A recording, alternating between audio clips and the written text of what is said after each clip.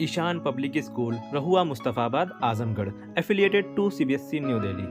At this school, discover your potential with excellent teachers and top-notch facilities. The indoor assembly area for 3,000 students is enclosed to protect from sun, rain and dust, and it's well equipped with multiple fans for effective cooling.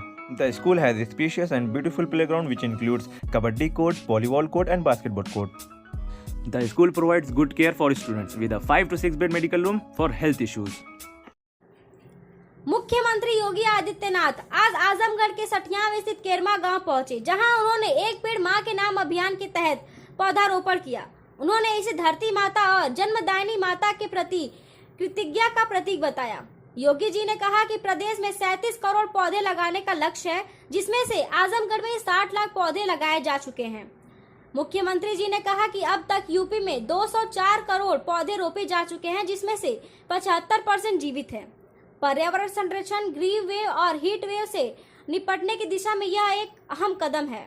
संबोधन में योगी जी ने विपक्ष पर निशाना साधते हुए कहा कि पूर्ववर्ती जनप्रतिनिधियों ने सिर्फ अपने परिवार का विकास किया। वहीं बलरामपुर में एक अपराधी की गिरफ्तारी का जिक्र करते उन्होंने कहा कि राष्ट्र विरोधी और समाज विरोधी ताकतों को बख्शा नहीं जाएगा।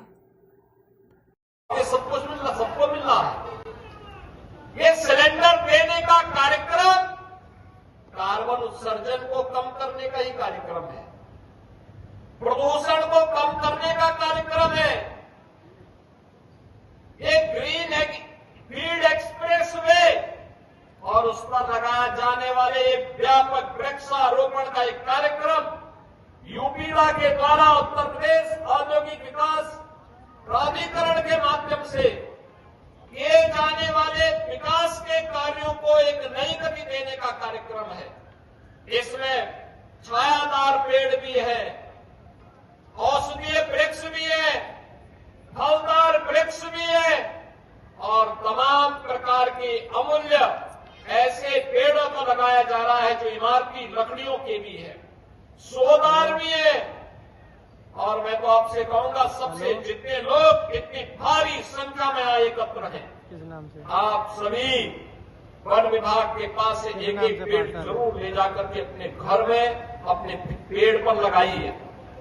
हम लोग वर्तमान में जो किसान अपने खेत में मेड़ पर इमारती लकड़ी से जुड़ा हुआ कोई पेड़ लगाता है, कोई पौधारोपण करता है, अगर उसने हमें रजिस्ट्रेशन करवाया है तो रजिस्ट्रेशन करवाने के बाद उसकी 5 वर्ष तक उसको निरंतर उसकी मॉनिटरिंग होती है।